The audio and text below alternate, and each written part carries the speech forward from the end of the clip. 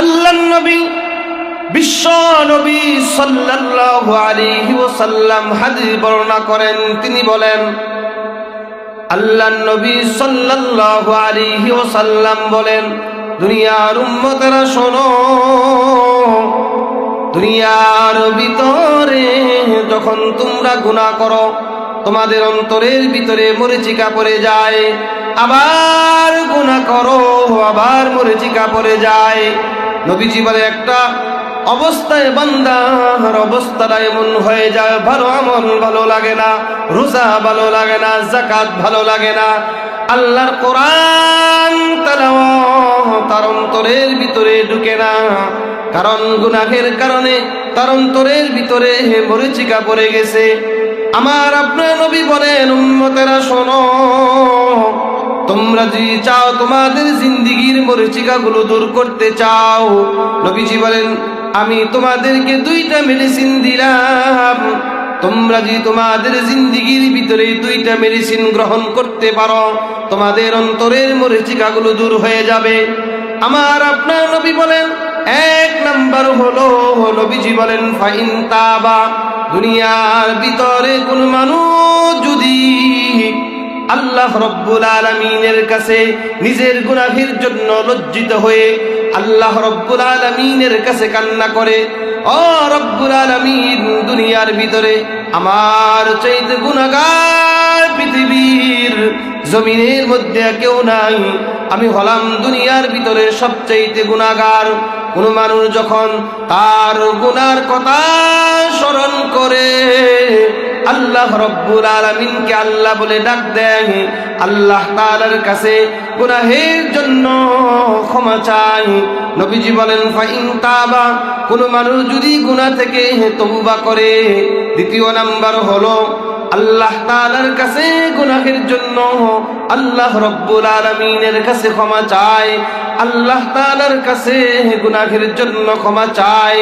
নবীজি বলেন সুকিলা কলবুহু, আল্লাহ রব্বুল আলামিন তার অন্তরের মরিচিকাগুলো আল্লাহ রব্বুল আলামিন দূর করে দেয়। সুবহানাল্লাহ।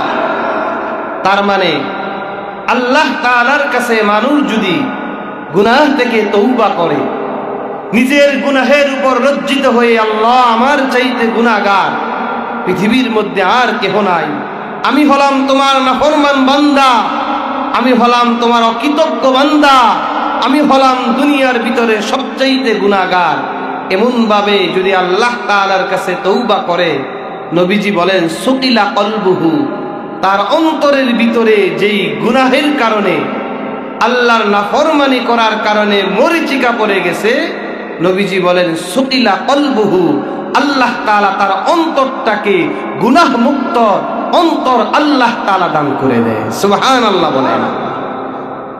প্রিয় ভাইরা আমার, কিয়ামতের দিন আল্লাহ রব্বুল আলামিন সম্পদ বলেন সন্তান এগুলো কোনো কিছুই কাজে আসবে না। আল্লাহ বলেন ইয়াউমা লা ইয়ানফাউ মালু ওয়ালা বানুন ইল্লা মান আতাল্লাহা বিকলবিন সালিম।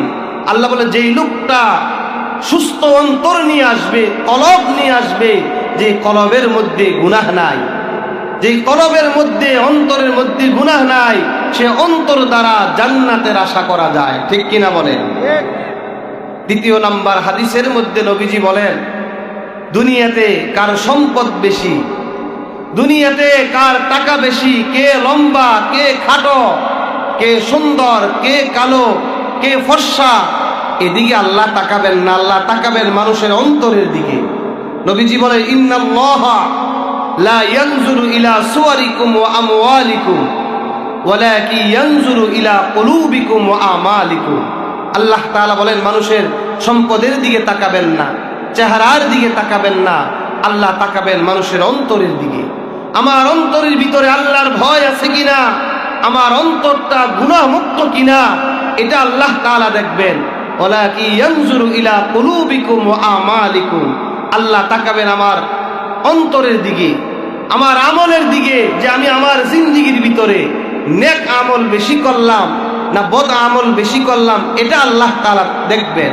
তাহলে বোঝা গেল মানুষ যদি তার জিন্দেগীর গুনাহের কথা স্মরণ করে আল্লাহ তাআলার কাছে ক্ষমা চায়, আল্লাহ তাআলা তাকে গুনাহ মুক্ত জীবন দান করে। ঠিক কিনা বলে প্রিয় ভাইয়েরা আমার?